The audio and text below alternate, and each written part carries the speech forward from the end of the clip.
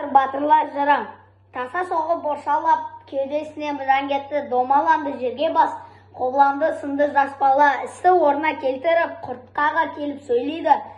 Көңілі ердің желпінім, сұлтаным не қылды екен деп, құртқа сұлу жүгіріп, алдынан шыққан ентігіп, көктемге хабар береді, дұшпанына құтылып, көңілдері жайланды.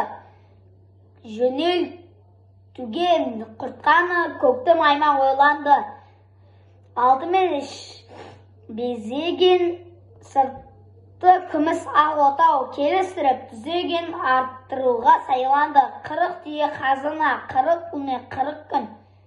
Қосып берді қазына ел жұртымен қоштасқан. Құртқа сынды сұлудың жұрт таң алды назына, сөйлеген сөзі базына, көктем аймақ көрісіп.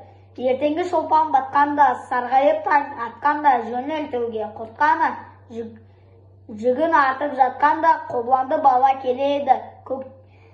Көктемге сәлем береді, еншісін бөліп, құртқаға бәрін де беріп жатырсың, бергенің маған не деді?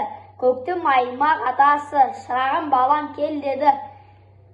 Бергенім саған біл дейді, төбеңде тұрған 4 бұлыт, еңшің балам сол дейді. Жаз болса шығар күн жақтан, қыс болса шығар жел жақтан, жау келсе түсер жау жақтан, шығарым балам сен дейді. Тапсырдым мен сені соған деп, енді атыңа мін дейді. Атасымен қоштасып, құртқаны алып ұзартып, елге қарай жөнелді, кәміт бірлер жебеді.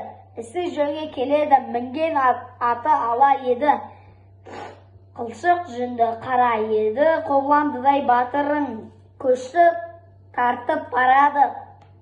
Бірнеше күн жол жүріп, азғана емес мол жүріп, өткен күнді санады. Бір күндері болғанда қара жолдың үстінен қалың жылқы жарылып, екі жақта қалады. Құртқа сынды сұлуың күймеден басын шығарып, жылқыға сөзін салады.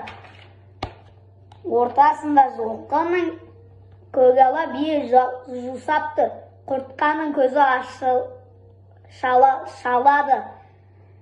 Тоқтатып қойып күймесін, ағытып тастап түймесін, шақырып алып сұлтан деп, қобыландынай баланы, биені көріп сынады. Мынау жатқан көп жылқы кімдікі деп сұрады.